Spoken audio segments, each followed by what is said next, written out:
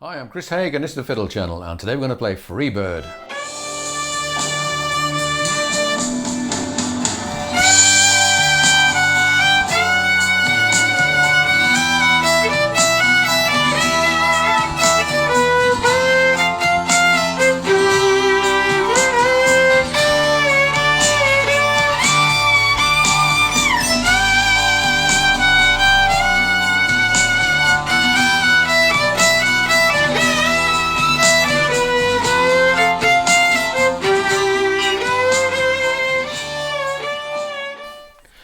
Freebird was a request for Nick, one of my patrons, and when I choose these videos it's mostly stuff that people have asked me for, but occasionally someone asks for something that I get really excited about, and this is definitely a guilty pleasure for me. Lynyrd Skynyrd from 1973, and it's a 9-minute long song, about half of which is one long guitar solo. So I'm going to show you the intro, which you've just heard a bit of, the verse and some ideas for that solo. We're going to learn some of the guitar licks from the solo, and I'm going to show you some more suitable fiddle licks, and perhaps suggest why learning the whole solo is an absolutely pointless thing to do. Okay, so the song starts off with a organ solo with nothing very much happening. So I'm going to show you just a line that can go over the top of this. 1, 2, 3, 4.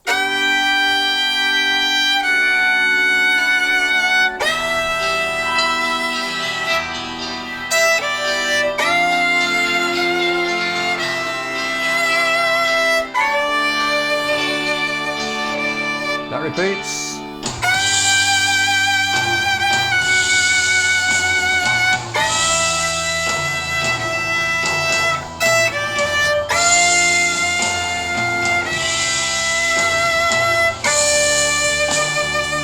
Then we got a guitar melody.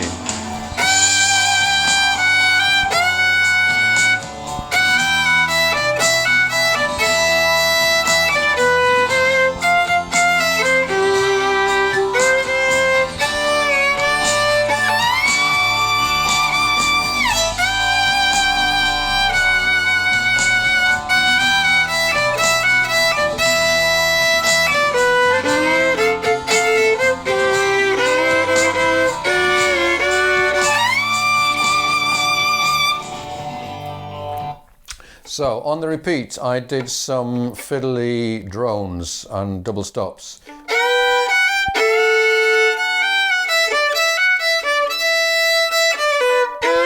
So there I'm putting an F under the C and put a C over the G. And for that third finger over a second finger, D over an F sharp, sliding them both down. And then ideally you would slide from here to here, but I don't think that's going to happen, so we're just going to kind of pretend that we're sliding all the way, and in fact sliding just a bit of the way. So that guitar line actually works really well on the fiddle. The only thing you might want to do with it is add some what I call false harmonics.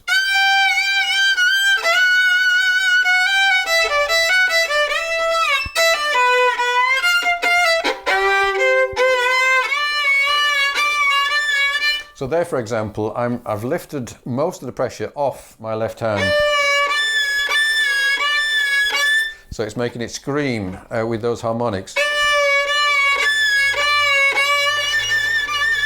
And some wild vibrato will also help. So that kind of imitates a wild guitar sound. It's actually quite a clean guitar sound on the original, but it sounds pretty good on the violin. Obviously, if you're doing this in a band with a lead guitarist or even two lead guitarists, then there's going to be no place for you on this. In fact, on the whole song, there's going to be no place for you. So I'm assuming you're going to be doing this probably with just a guitarist, maybe a bass player. But that's the only situation in which you're going to be able to play a song like this, is when there's no lead guitarist in the way. Right, the melody for the verse I'm going to show you now. 1, 2, 3, 4.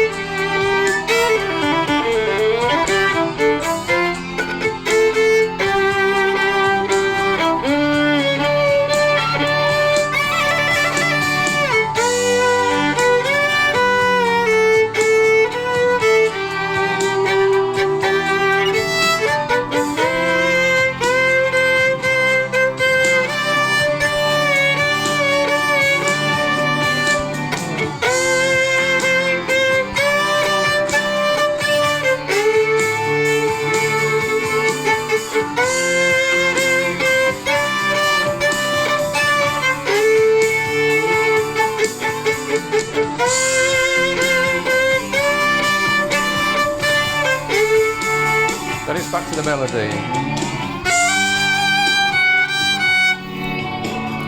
And so on. So what was happening there? We had the verse happens 4 times.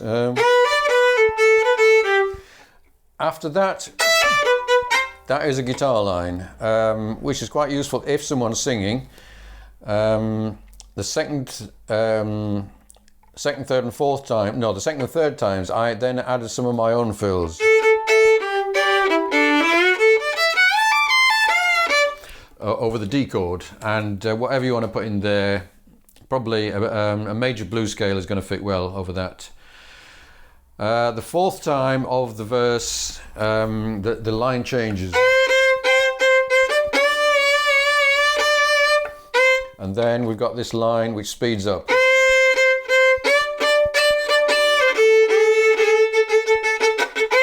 So it gradually speeds up as that repeats 3 times. And probably the only circumstance is when you're going to play this as a melody is when there's no singer. So if you're doing this as an instrumental, which is not likely but possible, then you would play the melody. But it's well worth knowing the melody so that you can phrase around it, assuming there is a singer. If you wanted to do backing rather than what I've just done, then you would need to know the chords. So G, D, E minor, F, C, D. So I think the ones I would pick would be your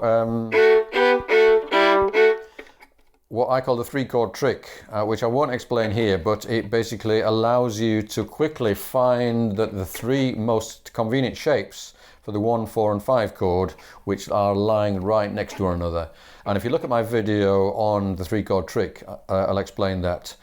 But you have loads of choices, so this is one way of narrowing it down to 3 really useful ones. And we have D, G, F also, and E minor. So they're not all going to fit. But let me just play a bit of backing with those chords.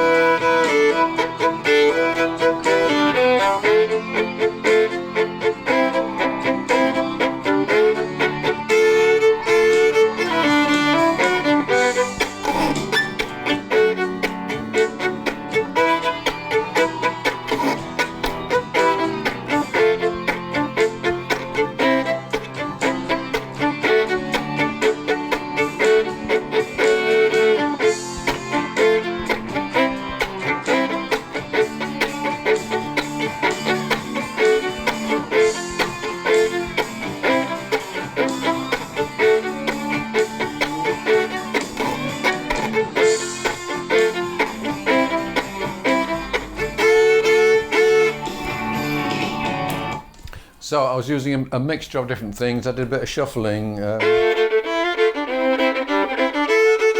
which makes it more country, and at the end I was doing some chopping.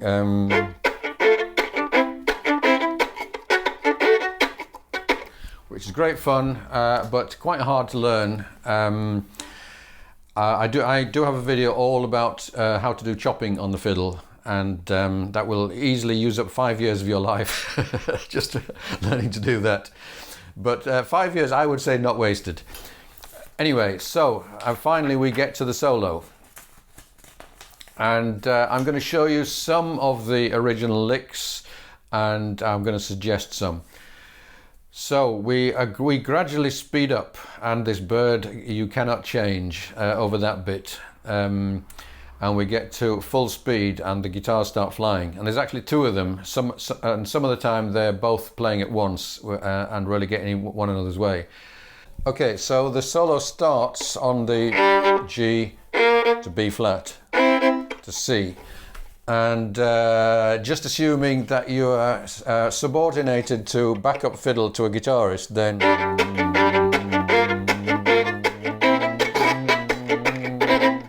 you're going to want to do something like that.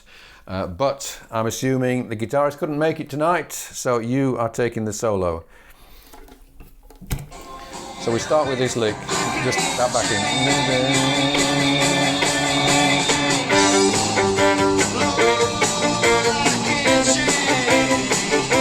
And again.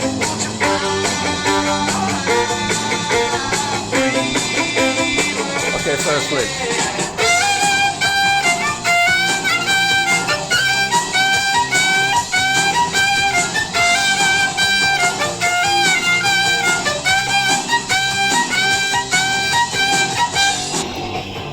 So that's probably the most important lick to learn.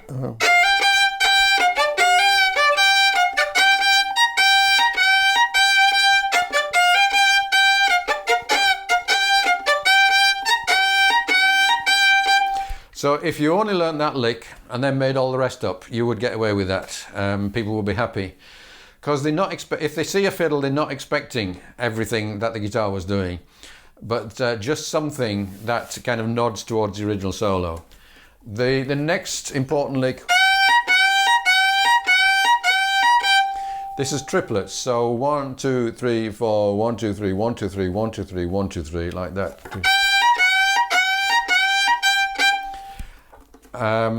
Let's just hear that one.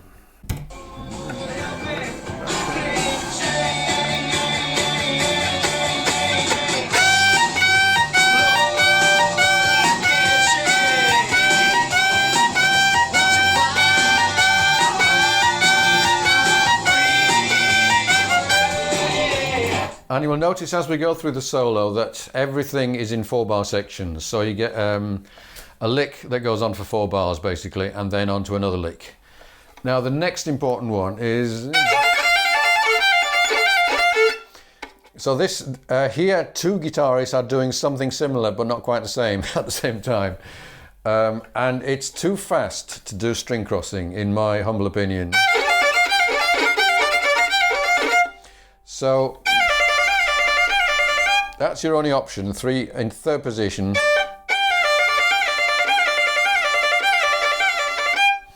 But still, it's almost too fast to do that. Let's just hear a little bit of that. Yeah, it's physically impossible to do at the speed that you need. So I think that's the best you're going to get. And this is not a bad one. I'm slurring 4 notes in a bow. And there's quite a few licks here which are what I might call hemiolas. 1, 2, 3, 1, 2, 3, 1, 2, 3, going across the 4/4. And it's a good technique. It's a good way to make up interesting licks. Like that. We've got 2,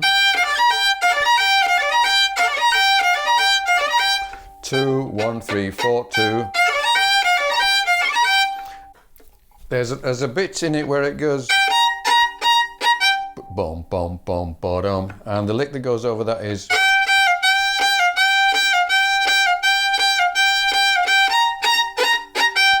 That's a nice one. Now we got a few more which I came up with which fit the fiddle better, because to be honest, this is not a great key for the fiddle, but that's an easy one. So 2 4 2 1 2 4 2 1, and notice the big long bows. Or 3 2 1.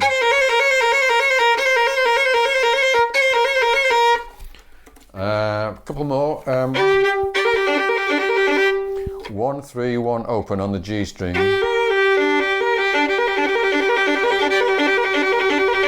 You can play that nice and fast.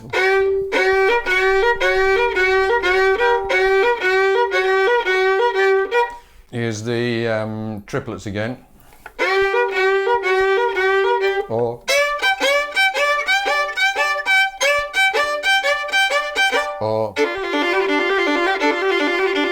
open 2 3 2 open. And a lick like this you can do a lot with the harmonics, so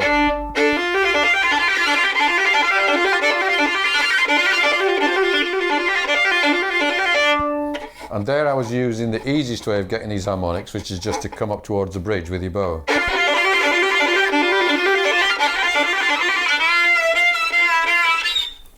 One thing that they don't do, the guitarists on this solo, is long bendy notes. So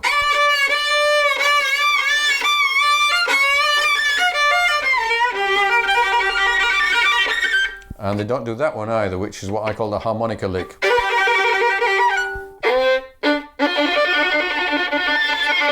Which is a trill in a minor third.